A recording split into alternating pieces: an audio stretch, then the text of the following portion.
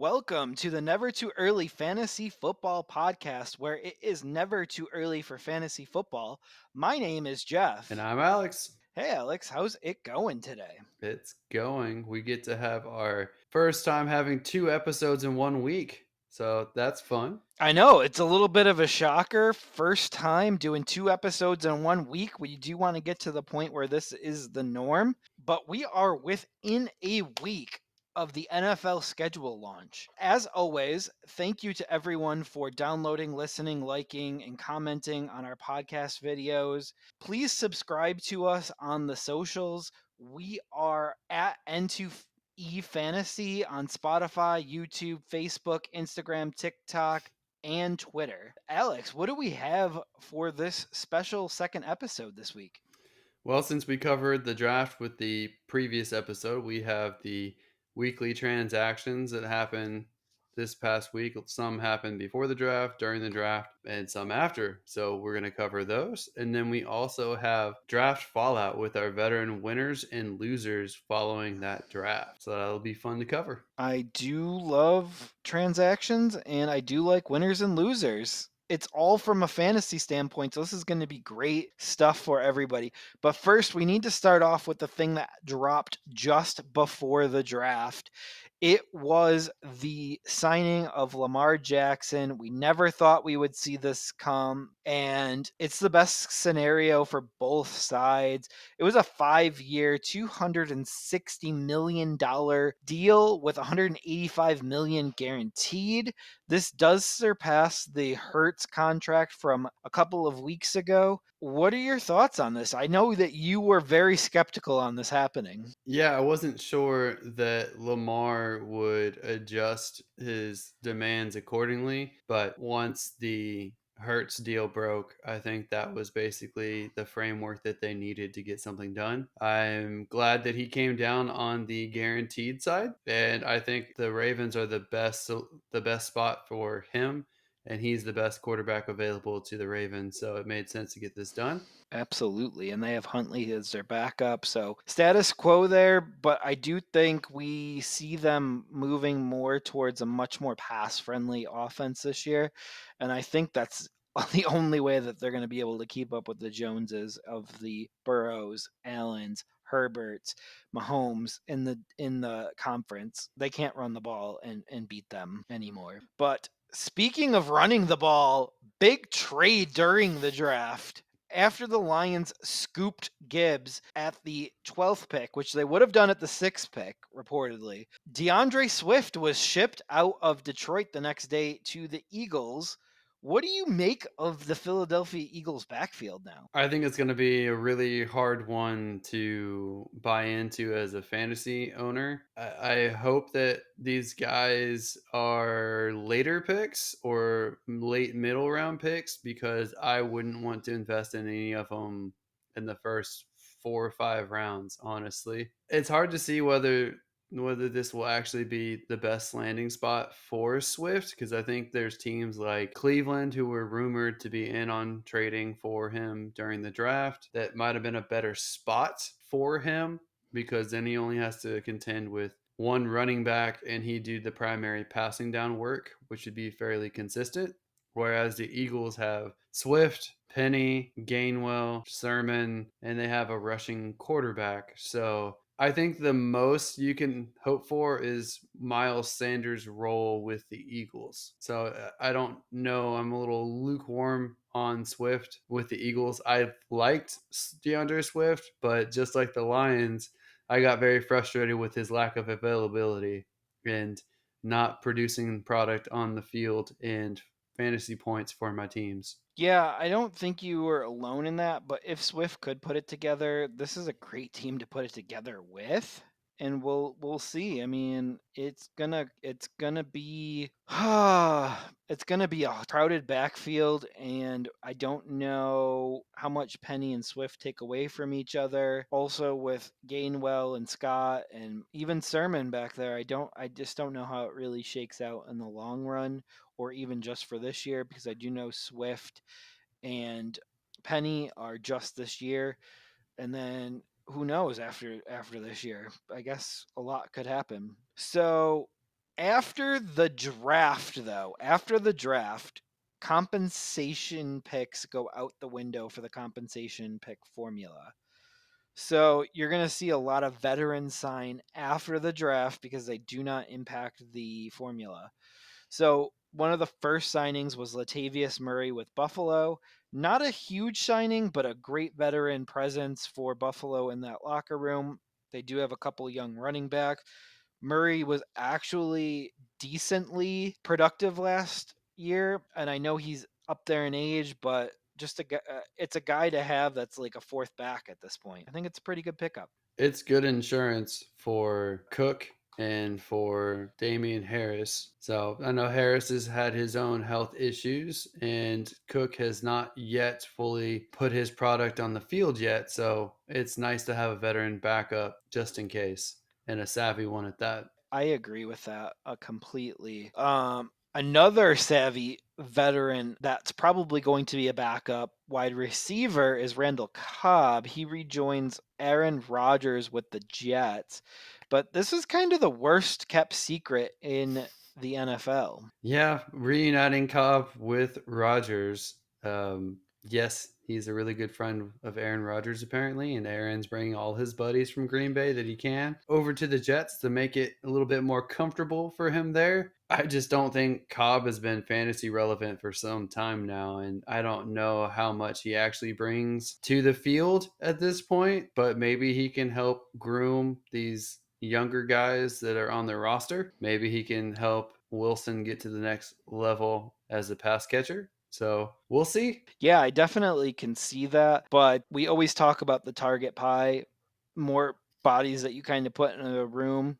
These targets all and these catches have to come from somebody. So even if Cobb takes like 20 to 30 catches this year, that's still 20 to 30 catches that's away from somebody else. So it'll be interesting to see if they keep Corey Davis. It'll be interesting to see what that room looks like in a few weeks to a few months after we get towards the cut season in August. Yeah, I think Corey Davis has to be a goner by this point. They need Yeah, they need that 11 million. I can't see him contributing with Lazard and Cobb and Wilson and now Zach Kuntz there. There's just so many receiving options for Rodgers to throw to. So I just don't see him sticking there. But there are teams like the Titans he could reunite with, or he could reunite with Arthur Smith with the Falcons.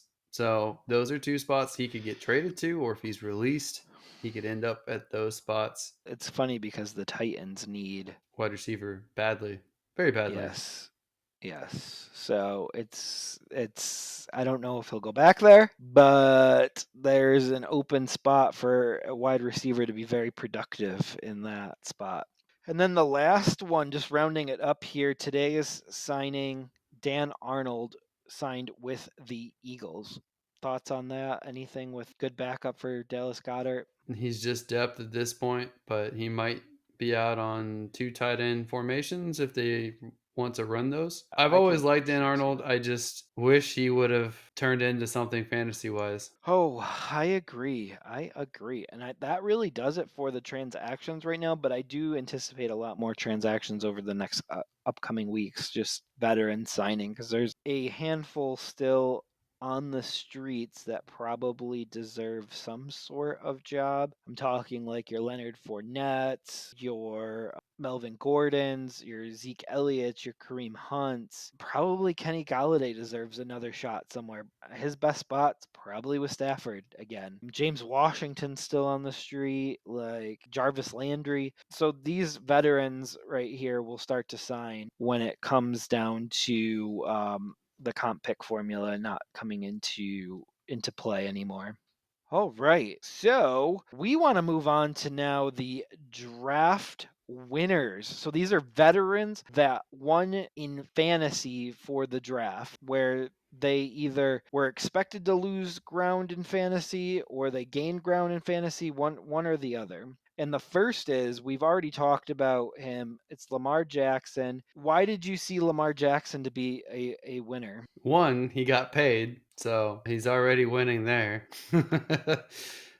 Two, he added two different wide receivers. So one in free agency in OBJ, and two in one of my favorite wide receivers in this draft, Flowers. I think this whole offense is going to be completely different. We're hoping that the new offensive coordinator is a little bit more pass happy and opens things up, and that Lamar throws to these new wide receivers. Everything's looking up for Lamar on basically every single level, and it looks like Baltimore is back in the picture of going deep into the playoffs. Absolutely. Another quarterback winner was Geno Smith. And I think that was mostly because the Seahawks did not take another quarterback, but also they added JSN and Charbonnet to the backfield. Would you concur with that? Yeah, that's 100% it. So he doesn't have anyone threatening to take the job from him, and he now has the best wide receiver trio in the league, in my opinion. Two really good running backs. Seattle looks poised to actually compete in the playoffs this year and build on this past season success. So very Yep. happy for Gino for getting his career back on track, and now having the one of the best roster talents to work with. Yeah, and I mean it's all going to depend on Gino first of all to see if he can put up a second year like last year, and then what this really tells me is that he's got 2 years to make this work because I don't see them getting a high pick next year and replacing Gino next year. Tells me that he has 2 years at least in this offense to Yeah, make it work. he might have three because who knows when they're going to get a young quarterback to put behind him. So he might last his full contract. Absolutely. Another winner was Justin Fields. He did get DJ Moore in this draft with that first pick, and then I believe he got offensive line help as well, which was a big need for Justin Fields. He also gets to build on his productive season. I know he needs to prove a lot more in the passing game, and that's very important as a quarterback. We'll see if he can turn the corner with having a legitimate wide receiver to throw to and not running for his life anymore, hopefully, with the offensive line being addressed. And this will be his first year being a no brainer top 10 fantasy quarterback. Welcome to the QB1 territory. Yep. All right. And next, in alternative universe, Aaron Rodgers would be at this spot with Green Bay because they finally loaded up on offensive weapons in the draft. But instead, it's his replacement, Jordan Love, who gets to reap the benefits from a Rodgers trade. And they were able to pick up two high quality tight ends as well as a very promising wide receiver to go with Christian Watson and two really good electric running backs. So Jordan Love has been given the keys to the offense. He's been given a bunch of talent to work with, and they now have 2 years to work with Jordan Love to see if he could be the guy. I know we didn't talk about it explicitly, but Jordan Love did have a renegotiated deal where they added another year instead of doing the fifth year option. It pays Jordan Love a little bit more, but it has less guaranteed money. So if he's absolutely terrible, the Packers can move on from him with only just a little bit of hurt cap wise. Yeah, I don't see Jordan Love being a draftable fantasy quarterback, but the team overall could be better than we thought they were going to be because of the weapons that they've added. And speaking of another not draftable quarterback, Kenny Pickett was a winner here. I believe that was because of the blocking tight end and the offensive line help, which is really going to help them get Najee Harris the ball and be able to move the ball a lot easier. Yeah, they got one of the top offensive tackle prospects in Broderick Jones, and I should have seen it coming that the Steelers wanted him specifically because in the combine, he was the Steelers' offensive line coach who got shoved around by him during drills. So I'm sure he fell in love with him at that point. Darnell Washington is basically a sixth offensive lineman, a third tackle, if you will, and I think that that's going to help Kenny Pickett, and it's going to help someone else that we will talk about in a different group here. But also, I think that trade for Robinson might help Kenny Pickett as well if he can rebound his career after two bad years, one with the Rams and one with Chicago. Absolutely, we will see. Another winner is a guy coming off of an ACL tear, Kyler Murray. Kyler Murray got to keep DeAndre Hopkins so far, and they drafted a Michael Thomas clone and Michael Wilson in the third round. They also got a very, very good tackle at the sixth overall pick. Things seem to be looking up for Kyler Murray. I know there are some rumors that he might have been traded, but he's with the team and they improved the offensive talent around him and retained talent around him. So hope he's healthy for the season and he lights it up for anyone who drafts him. Yeah, we will see, and hopefully he'll be ready for week one. I know you and I have a little bet on that. We'll see how much Kyler plays this year. Speaking of someone that didn't play a lot last year, Deshaun Watson, he will probably be playing the entire season this year. He's a winner because they did draft wide receiver help. And was there any other help that he received? They drafted Dewan Jones in the fourth round, offensive lineman. I know he fell to the fourth round because he had some weight concerns, and Oh. he told people in his interviews that he would have preferred to have been an NBA star over NFL. So he fell to the fourth round, but he's still a really good talent, and I think he'll get his head on right for the NFL. With Tillman being there and with the other wide receivers that they have already acquired, including Elijah Moore, I think that Deshaun's going to have the best wide receiver group that he had to work with. Maybe not the best individual wide receiver because he had Hopkins with Houston, but the overall unit is much better than anything he's ever gotten to work with. I think Cleveland will be a bounce back team, and I think Deshaun will be very good for fantasy. Yes. And so I do think Deshaun is someone that is draftable this year. And the next quarterback that we're going to talk about, Kirk Cousins, is also draftable in fantasy this year. Maybe not as a starter. He'll be a fringe starter, fringe top end QB2.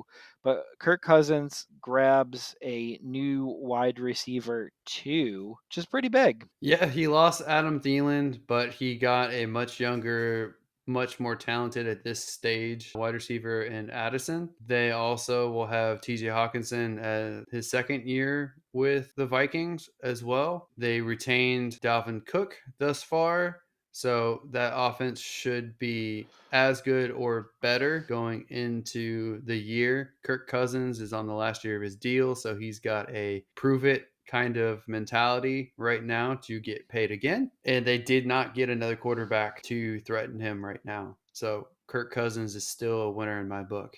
Yes, and I don't see them moving off of Delvin, but we'll get to him more when we get to the running backs. And then last but not least for the quarterback winners, Mac Jones. Yeah, after all the talk of them potentially wanting to move on from Mac Jones or trade up to get a quarterback, they passed on those options and they decided to keep Mac Jones. It might have been more of a media thing than an actual Patriots thing, but they got Mac Jones. They got a wide receiver in the draft late that some people really thought would be higher, and LSU wide receiver Butte. They also have made some moves to get other wide receiver talent in free agency leading up to the draft. So they could potentially be better this year, especially with a real offensive coordinator rather than misusing defensive guys as co-offensive coordinators that they did last year, which was very strange. Mac Jones is still hanging in there. I think though he has to step it up, otherwise they will move on from him after this season. Make or break year for him. All right, moving on to the running backs, we have Najee Harris that we've already started talking about a little bit. He has some much needed blocking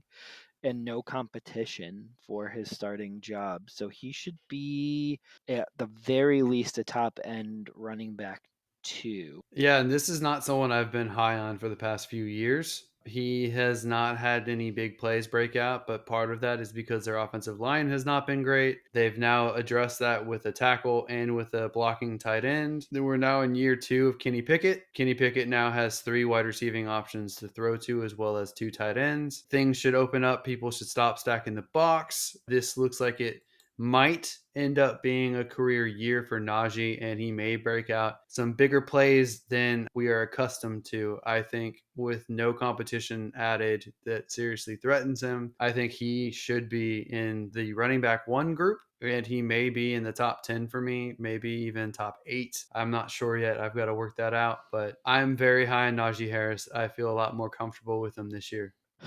That's good. That's good. I currently have him, and this is before everything is done, but I have him currently RB13, right behind Bijan. I think both of those guys are going to end up being a little bit higher. I think both of those guys are now in the RB1 situation, just with the Steelers' improved offensive line and improved offense on paper, and Bijan going to a very run heavy team. I think both of those guys should be in the RB1 conversation. Yep. And once we get into our top 12, we'll be able to break down and pick apart each other's top 12 running backs or so. Maybe we can do top 15 because running back is kind of deep this year. Yeah. All right. So Joe Mixon, gonna get cut, not gonna get cut, gonna get cut, not gonna get cut, and now has no competition really for the starting job this year. They did add a rookie, Chase Brown, but not someone that I see taking significant snaps from Mixon this year.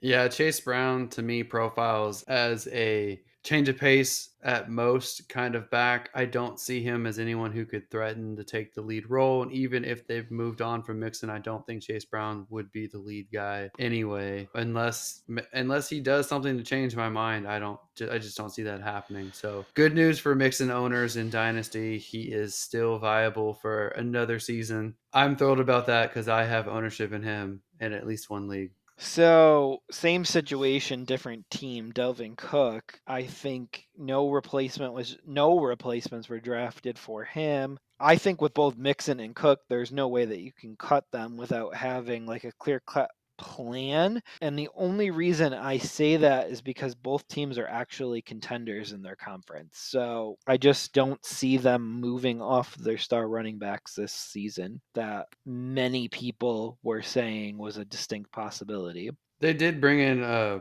change of pace back, Dwayne McBride in the 7th round. I don't think he's a threat either to take the starting job from Dalvin, but he is someone who might eat into some carries, but maybe not right off the bat first season. Agreed. Miles Sanders was another winner with Carolina. They didn't really draft a top end running back, and so it looks like it's going to be the Miles Sanders show for a bit. Is this the year, Jeff, that Miles Sanders gets a full RB1 workload? No? RB1 workload maybe, but like he won't finish an RB1. You don't think so? I think there's a difference.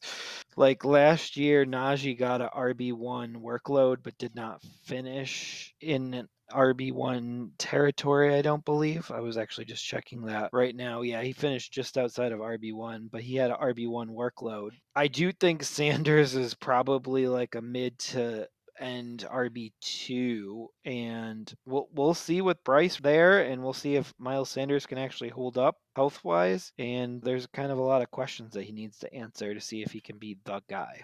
I do like Miles Sanders a lot this year. It just depends on where his ADP ends up falling closer to fantasy drafts. If it's reasonable, like if it's outside maybe the top 2, top 3 rounds, I'd consider him as your RB2 and hope that he gets RB1 upside. I like the move. I'm glad that they didn't put someone behind him that threatens his workload. And I think with Bryce Young being there and the improved wide receiver group at Carolina, I think that he could be in line for some more red zone touches than he would have gotten with Philadelphia. No, I completely agree there, and everything depends on an ADP when it comes to any draft assets, but we just really need to start hammering down and seeing where people have them ranked. And we'll see because there's going to be people that might have them as high as like a third or a fourth rounder, and I think that's way too high. Yeah, that's a little uncomfortable to select him there. Yes. Another winner, person coming off a ACL tear, Javante Williams. No direct competition for him, and they only signed P. Ryan. It is seems like his job once he's back and healthy. Whoa, whoa, whoa, Jeff. They also got Tony Jones, who was another Saints plug from from Sean Payton's time period. So they didn't only sign P Ryan, but P Ryan's the only one that's actually going to take touches behind Javante Williams. Tony Jones is a very good special teams player. You might get involved maybe in the passing game, but it's just Sean Payton favorite player to stuff the bench with. But yes, it's looking up for Javante Williams, assuming he's healthy. Knock on wood. I think Javante Williams could be in for a rebounding year, but dynasty Yep, people, you may get more results the following year when he's completely 100% healthy. So I think he may start off slow this season, but if he stays healthy, I think he'll still put up good numbers for the year. 100%. And just to close the loop on Miles Sanders, he is currently in consensus rankings right now, RB 18, which is 41 overall, which is a fourth round pick. I mean, Early fourth round pick. that's I think that's reasonable. He's the starting running back there, so fourth round is probably good value. He's going ahead of Damian Pierce, Cam Akers, Jameer Gibbs as of right now, but I assume Gibbs will eventually pass him. I think Sanders and Damian Pierce are probably on the same level right now. I think he should be taken over Akers because he has less concern over staying healthy right now to me than Akers. I think Damian Pierce being younger, though, might be the option I'd choose over Miles Sanders if I had to choose between the two of them right now, especially for Dynasty. For redrafts, Miles Sanders is a really good pick. If you had like the turn pick at the end of the fourth round and you could get Miles Sanders and Damian Pierce back to back, that would be amazing. I would love to have those guys. That is true. Someone that is going much higher this year than last year in the rankings right now. He is 20th overall, RB11 in the consensus rankings right now, is Ramondre Stevenson, a winner. They didn't really draft anything for him, and I expect New England to run the ball a ton And Damian Harris is gone. to Buffalo. Ramondre Stevenson's very talented. He's very explosive. I like him. He also fumbles a lot. So it's telling that they didn't bring in somebody else. It's clearly something that the coaching staff thinks that he can overcome, but it is something to monitor that if he fumbles more this year, he might be gone. It's very promising they didn't bring someone else in. Very true. Next up is James Conner. No replacement drafted, and he was someone that was probably eligible to start being replaced. Yeah, I'm surprised that they're rolling with him, especially since, as you know, I'm down on the Cardinals offense in general, but they did not bring in anyone to replace him. And I'm just trying to see who is on their depth chart. There's really a bunch of nobodies. Honestly, I'm sorry. Sorry to all you NFL running backs out there that I just called nobodies, but Don't it's they have Kiyotani? Ingram Yes, that they and drafted last Corey year. Clement, Tyson Yep. Williams. None of those guys are remotely in the conversation for me to supplant James Conner. So I I'm think Kiyotani is someone to monitor because they did draft him last year and he didn't get a lot of run and he's only 23 right now. So, especially since there's no depth right now. I mean it's a pretty cool name, Kiyotani. So Let's go. Next up is Damian Pierce. Same reason, no real replacement drafted, and that's kind of interesting because he's a later round draft pick for the Texans. So looks like they're comfortable with him and Singletary kind of running the gig. yeah, they didn't draft anyone, but they did bring Singletary in before the draft. I think Singletary is probably more of the change of pace back and the receiving back, honestly. But as a Texans fan, I love Damian Pierce, and I think he's really good. And it goes to show you that it really doesn't matter what round a player gets drafted in, it's the talent that they actually show on the field that means the most. And I really like him going forward. It's a similar situation, like I said, to Miles Sanders. They got a brand new quarterback who should open things up. They added to the receiving room. They look like they're ascending, and both of those divisions are winnable. The AFC South is a little bit more open. The Jaguars are the ones that are in the lead in that division, in my opinion, and the other ones are potential wins on their record. So I think that the Texans could beat Tennessee or the Colts. And I'm sure those teams feel the same way about beating the Texans. So Damian Pierce is going to be in a lot of close games, and I think they're going to ride him a lot more than they did last year. Makes sense. And then we have Tony Pollard last on the running back list here. And I think it's just obvious that 2023 is a year that he could excel. Not really much is guaranteed past 2023 with Tony. Yeah, there's no real commitment there. So it's all up to him whether he can earn his next contract. He's a Yeah. 1 year franchise tag, so it's all on him. And it doesn't seem like Dallas wants to pay him a long term deal because I think they would have gotten it done if they wanted to. Especially with the way running back contracts have gone. They realize that they don't have to pay someone $10 million a year. Tony has to put those numbers up, otherwise he's not long for Dallas. Agreed. Wide receiver that won, but won for a unique reason is Amon-Ra St. Brown. He won because Jamison Williams is suspended for the first 6 games, so he pretty much is going to be the de facto number one for at least 6 games, and then probably for a while after that as Williams gets comfortable in his roles. He also benefits from Chark leaving, although Marvin Jones did come in to fill Chark's vacancy. I think Amon Ross and Brown has proven himself the last couple seasons that he's the real deal. He is the wide receiver one. He can be moved around everywhere. Jamison Williams has not touched the field yet between injury and then gambling, and then he might only be a deep threat at this point because we haven't seen anything promising from him yet. But Amon Ross and Brown gets to stay in that offense. He's got no real threats, and he's still got Goff, who did really well last year, throwing him the ball. He's also going to benefit from a better run game with a little bit more electric running back in Gibbs. That's going to make it hard for people to key on Amon Ross and Brown, especially if you're moving Gibbs to the slot or moving him around in the passing game. So load up on Amon Ross and Brown. I really like them going into the season. Yep, my wide receiver 9 as of right now. So wide receiver 1 territory. All right. John Mechie and Nico Collins are winners coming out of this draft.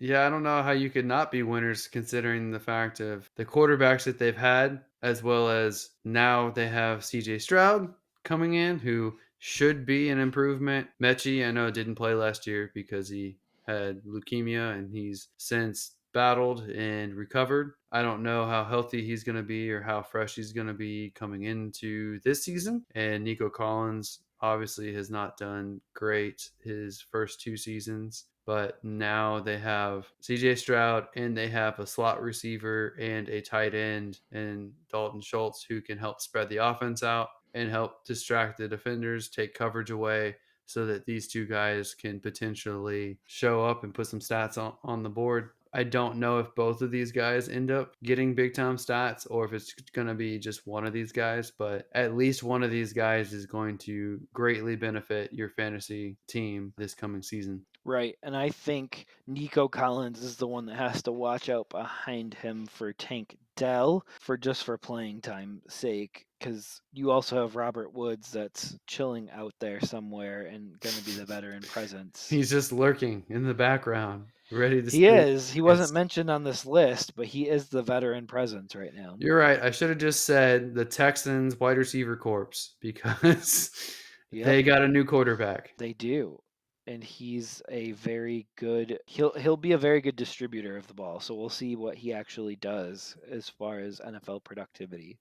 And I know that two other teams got a first round quarterback, but it's not the same situation because we don't know how much Anthony Richardson's going to throw coming into the league or if he's going to start right away. We don't know that per se Bryce Young is necessarily an upgrade for Adam Thielen coming from Kirk Cousins. So it's more those are more level in my opinion than the Texans all of a sudden getting a much better quarterback from what they've had. So Agreed. And then we have a couple of question marks. We don't know if they're really winners or not.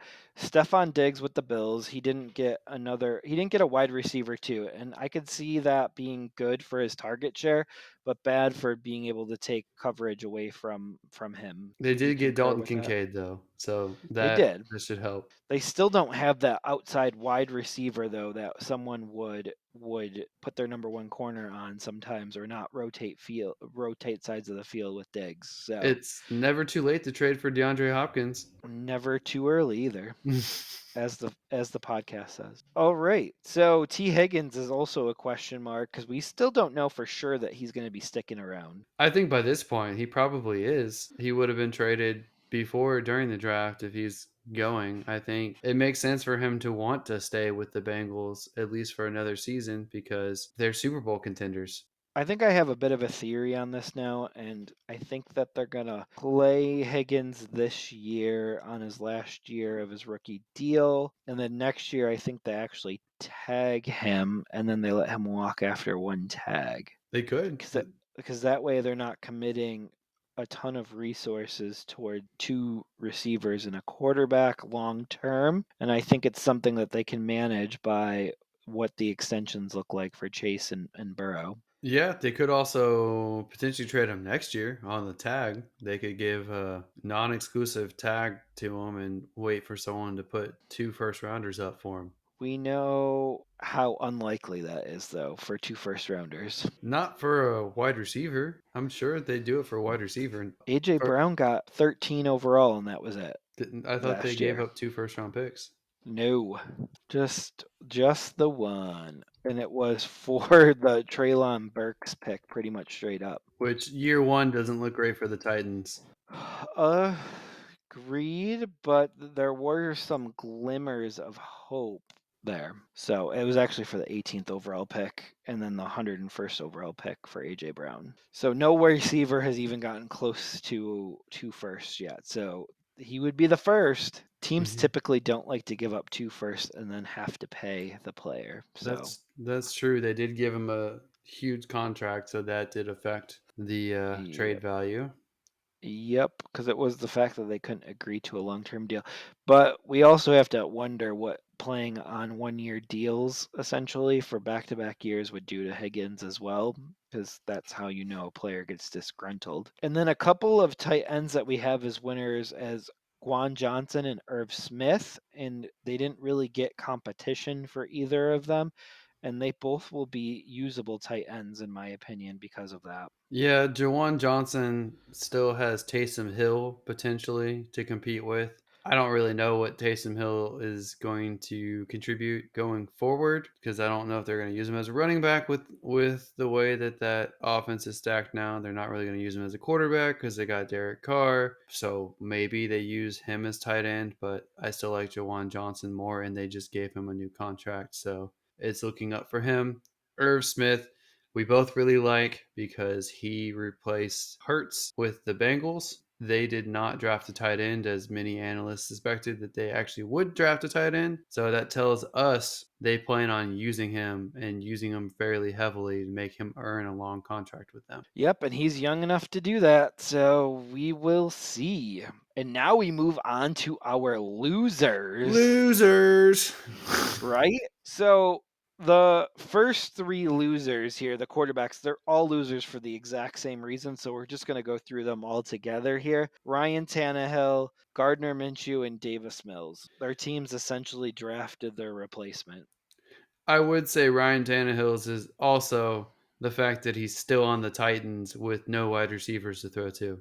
His is a little bit worse, but You know how I feel about the Titans. They were the one seed just 15 months ago, 16 months ago. yeah, but they didn't improve since then, and everyone else has. So they've fallen into a hole. They were one game away from the playoff last year, and they were playing Josh Dobbs at quarterback. So I think if Tannehill did play down the stretch, they would have been in the playoffs again last year. Yeah, but they also played against two teams that were competing for the number one overall pick in their division. So it's not that they were good, it's that their division was so bad they had a chance to potentially make the playoffs. Right. Gardner Minshew, unfortunately, is not going to live up to your hopes of starting the entire year and putting up big numbers. I know that you were really hoping that he would be a starter there with the Colts, but I just don't see it happening. I think Anthony Richardson has to play. They took him the fourth overall pick. He needs to play to get better. His issues are not something that you fix from the bench. I think he has all those tools that he would learn from the bench already. I think he needs to play, and I think they will play him. So rest in peace, Gardner Minshew.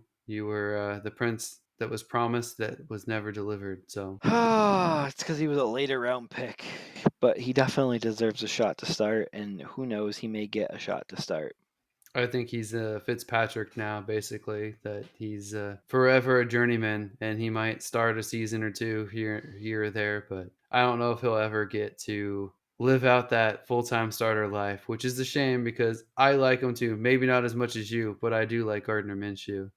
I also like Davis Mills more than most Texans fans, but there's no way they start him with CJ Stroud coming to town and being picked number 2 overall. Davis Mills is someone that's still young, and some quarterback needy teams may trade for him, especially if they start getting competitive and they need a quarterback to turn their season around, which is surprising to Houston fans to hear me say that. But he could be better than what Washington has. He could be better than what Atlanta has. And with the talent that those two teams have, he would vastly improve that locker room. That's my take on that. All right. I kind of agree with that, and I think they've all become fantasy irrelevant now going forward. So this may be the last we talk about these three quarterbacks. They could all get traded too, and then all of a sudden be relevant again. That's true, but I don't see very many open slots right now.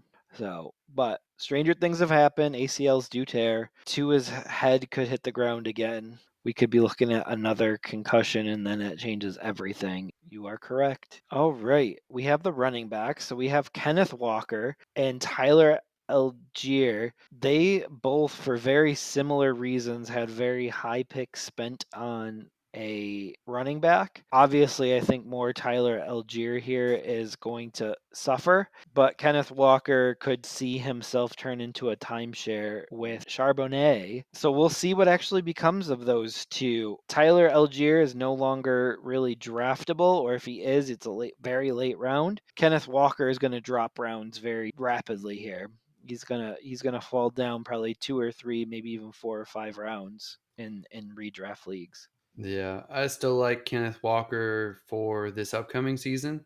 Pete Carroll doesn't really play rookies unless they earn it. And the only rookie who really earned it with him on the offense was Russell Wilson at the quarterback position. His other running backs and stuff that he's drafted, he hasn't really played the rookies. So we saw with Rashad Penny, I know he had injuries too, but he didn't start right away despite being a first round running back. I still like Kenneth Walker this year. I agree he's going to drop in ADP. I'm not going to shy away from him. If he's going in the 6th or 7th round, I'm going to draft him. So I'm still riding that train. Tyler Algier, it's tough because I think he still could provide flex upside. He could also just be a mere handcuff. It's We don't know what the situation is yet, and that may be something into preseason and we find out what his exact role is going to end up being.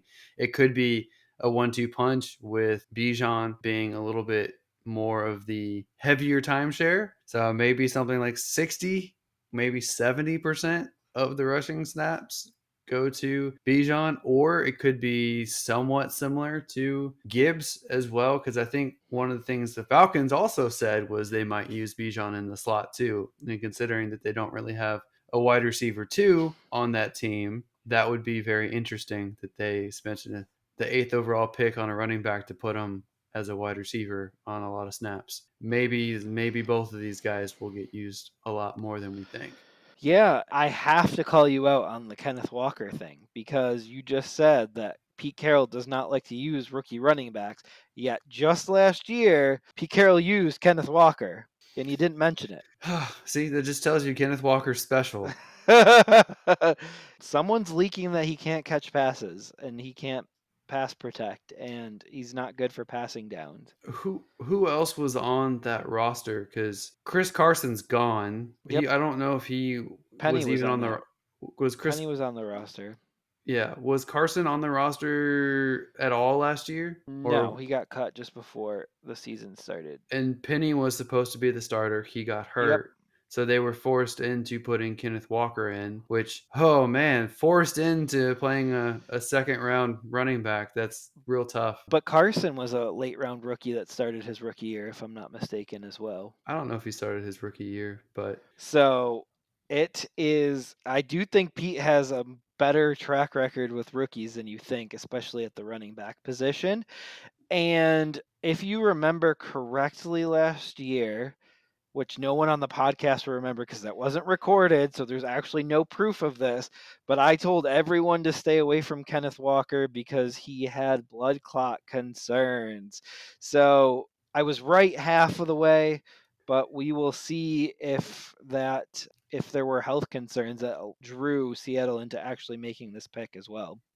see, Jeff, once you get a little bit older, you'll learn that the cure to blood clots is just a baby aspirin every day. Baby aspirin, a little bit of We are water, brought to you a by little bit of Baby water. Aspirin.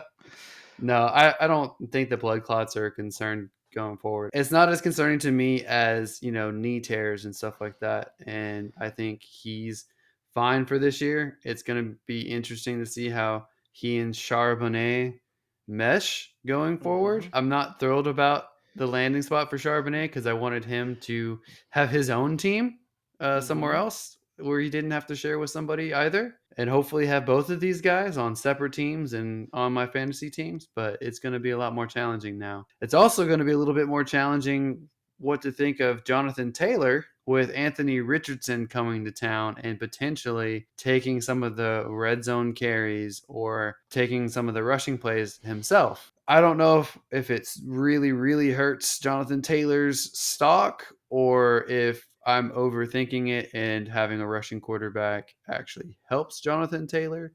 I do know that there's not a actual running back who threatens him on that roster right now. Jeff, how do you Yeah, feel about that situation? I think it'll open up lanes for Taylor. So I think it really helps him. But to your point, I think if Anthony Richardson does play early, they're going to do a lot of read options, and I just think that helps Taylor, and for the at least for this year. He's still a really good talent, so it's really hard to fade him altogether. He's coming off an injury riddled year too. Yeah, it just might be he falls out of the top 3 or 4 running backs or maybe falls to the end of the first round or top of the second, which would probably be a value in almost every single league. Yes, sir. Moving on, we have David Montgomery, who was part of a three-headed monster for a day, and then it became a two-headed monster again when they traded Swift. The Detroit Lions traded Swift away. Well, to be more accurate, he went from a two-headed monster to a three-headed monster and then back to a two-headed monster. He's doing a lot of morphing. Yeah, but he went from being probably the lead back in a two-headed monster to middle back in a three-headed monster to second fiddle now with Jameer Gibbs being probably the lead back. Although, as we talked about with Bijan and we talked about Gibbs in the previous pod, Gibbs is going to be used as a wide receiver in situations. So that means David Montgomery is going to be used as a running back. So in those positions, how much does this hurt him? How much does Jameer Gibbs hurt his value, do you think? I mean, I think Jameer Gibbs falls right into the Swift role.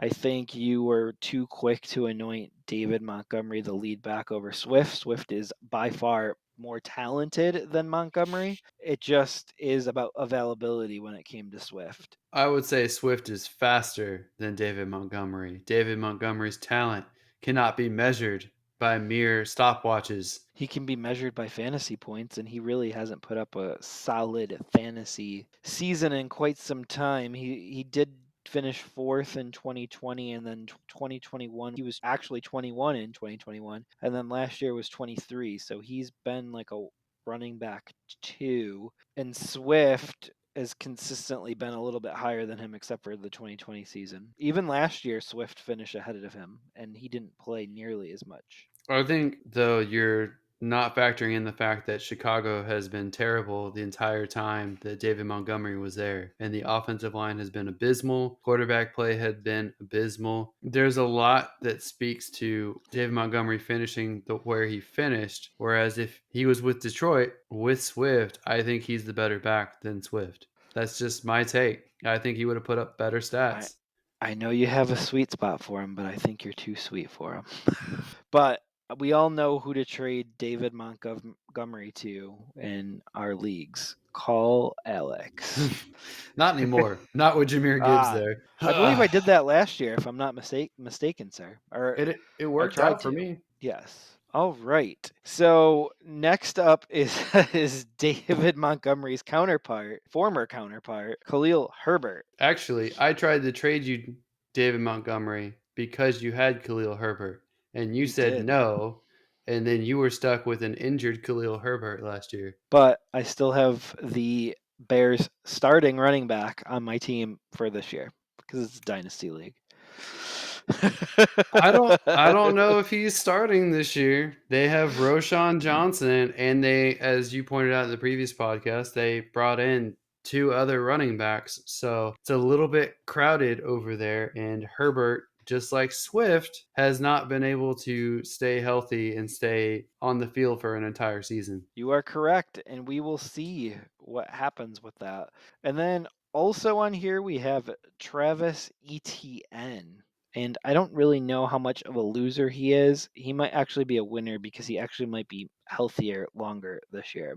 Yeah, they drafted Tajay Spears, but after the last podcast, I don't think it really hurts Travis as much as my initial reaction to them drafting Tajay. I think it probably helps him stay healthy. I think they're two different style running backs, so I don't think that they're necessarily going to interfere with each other that much. And I don't think Tajay is going to be an immediate threat the next couple of seasons to Travis Etienne. So if he stays healthy, he's going to be the lead back and get the primary stats for sure. Absolutely. And then last but not least, Raheem Mostert and probably even Jeff Wilson Jr. in here as well. Raheem Mostert, they just drafted a younger version of him, probably a younger, more electric version of him in A Chain. I don't know if A Chain starts right away and immediately supplants Raheem Mostert, but it's definitely concerning to anyone who has Mostert on their dynasty team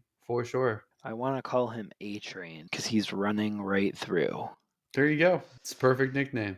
It's pretty close. We'll see if that nickname sticks. And moving on to wide receivers, you have listed DeAndre Hopkins. Yeah, he's still stuck on the Cardinals, and I don't know that this offense is going to be very good. I'm way lower on Kyler Murray than you are going into the season, unless I have changed your mind. But I think Hopkins, there's a lot of hype with at one point potentially going to the Chiefs. That wasn't going to end up happening. Then it was the Bills. That has not happened as of yet. They also talked about the Ravens, and here he is still on the Cardinals.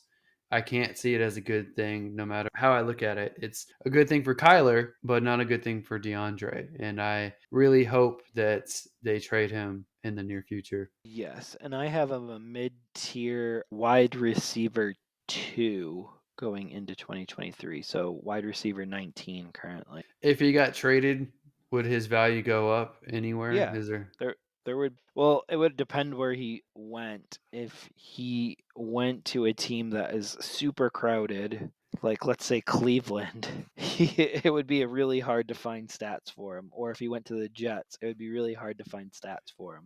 Okay, well, let me throw out some team names and see how you react to those. So let's start with the obvious ones. So if he went to the Chiefs for whatever reason, where would he slot in? If he went to the Chiefs, he would have a ton of targets and receptions there.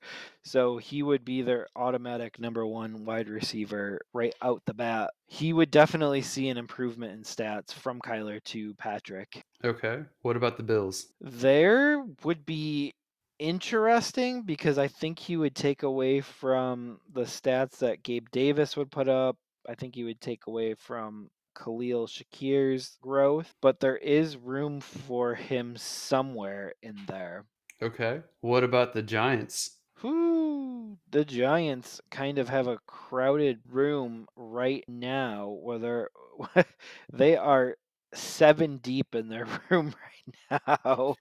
There's a But lot of replaceable guys on that roster. but to your point, he would go to the top of the list there. So would that make him like a wide receiver one, or would he still be a wide receiver two? He would still be a wide receiver too, because I don't really trust Daniel Jones to put up a wide receiver one. Okay. What about the Texans? Texans, he's not going back there, but For unless the sake of the unless, argument, well, unless they get David Johnson back to the Cardinals.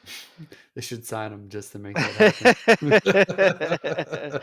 uh, I think he's their one, but I think you gotta cut Woods at that point because I don't think Woods has a spot. They could trade Woods to the Cardinals potentially. Right. It's so hard for a team to trade or to sign and then trade him in the same offseason. Like it doesn't happen very often. Yeah. And so last team for you, the Titans. The Titans have a ton of available yards, receptions, and touchdowns. Like they have over 100 receptions, almost 1,000 yards, and 7 touchdowns available. So that would be already above and beyond what he's getting right now. So it would be a major win for him to go there because there's opportunity there. And he was with Vrabel on the Texans. They were on the Texans together, so there is that connection and there is the need. It remains to be seen whether the Titans are actually trying to win this year or not. Absolutely.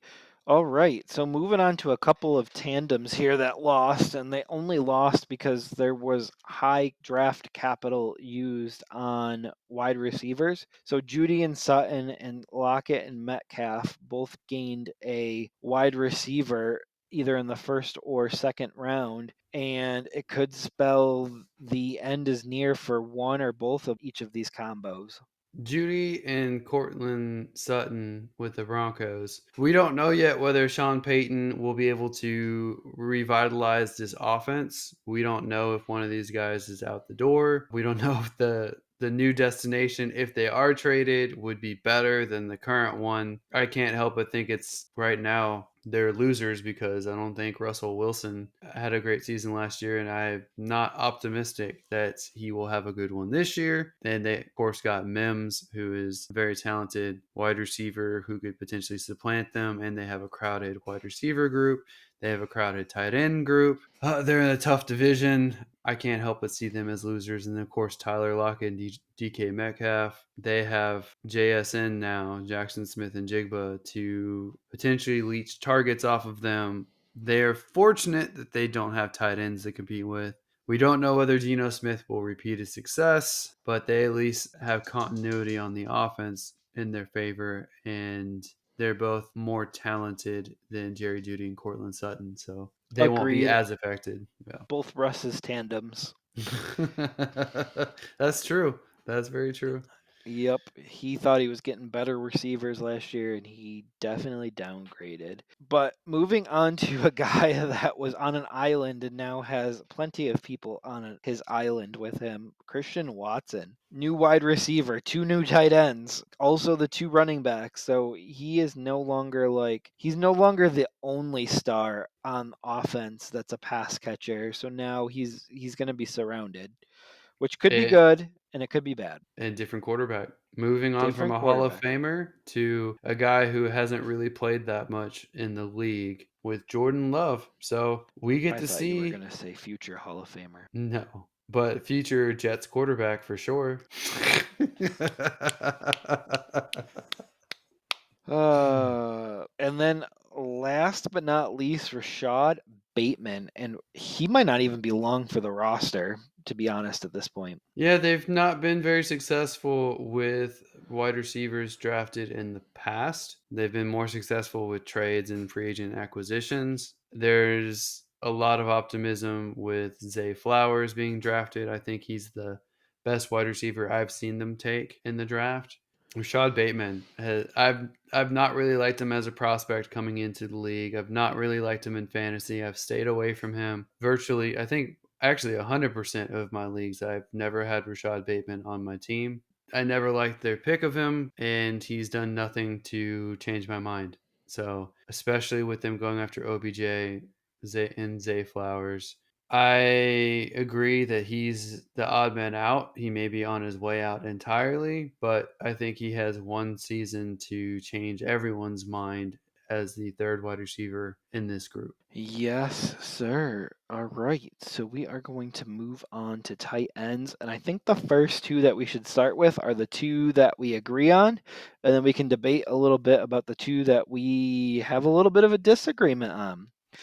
So the first one here is Dawson Knox and Pat Fryermuth, and they both have competition coming in the form of two tight ends that you really like in the pass catching role, and you think that they may be slowly on their way out now. We both agree that they are losers here with Kincaid and Darnell. Is it Washington? Yeah. Coming to the Steelers. So it'll be interesting to watch those camp competitions. I do think Dawson Knox has the most to worry about losing his job. And I'm not saying even just this year, but like I'm saying the soonest that he would lose it sooner. We can move on to the two tight ends that we Well, may disagree about. I want to talk about Dawson Knox and Fryermuth a Sure. little bit. Fryermuth, for me, what Darnell Washington takes away from him potentially is red zone targets, which are very crucial to tight ends production for fantasy because tight ends don't typically get the wide receiver stats that you would want. So it's usually touchdown dependent. And if you have a 6'7" tight end who's enormous, who's really good on short plays and overpowering defenders, you're not going to get the red zone targets for Pat Fryermuth. And that's what concerns me the most there. As far as actually on the field outside of the red zone, Fryermuth is the much better receiving option at the tight end position. And I think both of these teams could use two tight end sets a lot more than most teams do. And I think when it comes to Dawson Knox, it's tough to know whether they're going to use Kincaid as a primary wide receiver and move him out, kind of like Kyle Pitts with Atlanta. I think Dawson Knox is the more traditional tight end. Kincaid is a very good wide receiving tight end. So maybe since they didn't bring in another wide receiver, they haven't traded for anyone yet either. I think Dawson Knox could still contribute. He's no longer in the tight end one conversation, in my opinion, which is a bummer because I think a lot of people were looking forward to taking him, and a lot of people probably have him on their dynasty teams. I would agree with that. Mr. Mark Andrews and Greg Dolchit. They are two of my buys this year, and you are down on them, sir. Why are you down on them? Well, both of them had receiving options brought in. So Mark Andrews now has to compete with OBJ, who is a habitual target complainer. So he'll go and harp at the QB for not throwing to him and constantly wants the ball, as well as Zay Flowers being brought in. I can't help but think that that will affect Mark Andrews' targets. I think that this offensive system is more down the field and more explosive plays. So they may not be passing a lot more, a lot of the short yardage routes that Greg Roman pushed for his offensive system. That being said, I don't think that that knocks Mark Andrews out of the tight end one position. I just think that maybe he's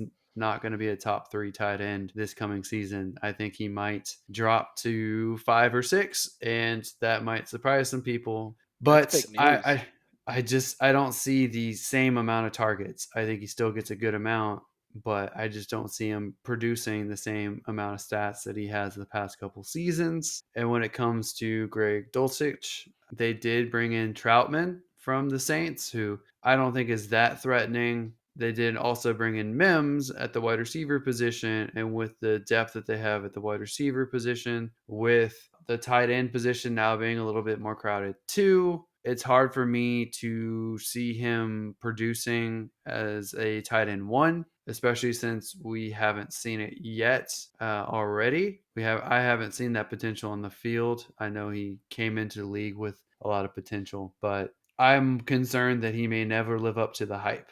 We will see. We do know that Russ likes to throw to his tight ends because he loved Disley, and there was a few other ones in Seattle that he liked to throw to a lot. So we will see what that looks like going forward. I am a little more bullish on both of them. I still think Mark Andrews is a top two option at tight end. I do have Greg Dulcich as a tight end one, but a low end tight end one. So I think all of these guys are extremely talented, and I'd love to have them on my real football team. It's just for fantasy, I certainly have concerns. But I'm curious, what is your top five tight ends right now? Ooh, so right now, in order, Kelsey would be the one, Andrews would be the two, Kittle would be the three, and obviously, I think I need Brock Purdy in there for that to stick. Darren Waller is my four, which we forgot that when we were talking about Hopkins, that's actually a legitimate pass catcher there. And then TJ Hawkinson is the five. I don't dislike those five being in the top five. But notice no Kyle Pitts. Yeah, Kyle Pitts has to rehab some of his value. So he has to go out and put it on the field before I feel comfortable putting him in my top five. He's top And five talent, maybe he's top two number six talent. for me though. Spoiler. Spoiler. Okay. Any rookies breaking into your tight end one? No, but Kincaid is gonna be in the early tight end two territory. Not Mayer. No, he's gonna be more mid tight end two. This it's going to be interesting when we start doing our rankings. So we might have some disagreements. Yeah, and I think we're gonna have to dive into some rookie drafts also for dynasty purposes. Now that we have landing spots for people, we can really dive in and kind of give like even a mock first round dynasty rookie draft. That would be kind of cool, especially since we've been talking about all these rookie tight ends, and it would be interesting to see where they fit in the first round. Yeah, I think that could be one of the next couple pods that we do. So that So sounds stay tuned. yeah, stay tuned. That sounds fun. Okay, well that does it for another episode of the Never Too Early Fantasy Football Podcast. Thank you for downloading or listening to this episode. Please don't forget to like and subscribe. Please leave us a comment and share the show. Every little bit helps. As always, you can find us with our handle at N2EFantasy on Spotify, YouTube, TikTok, Facebook, Instagram, and Twitter.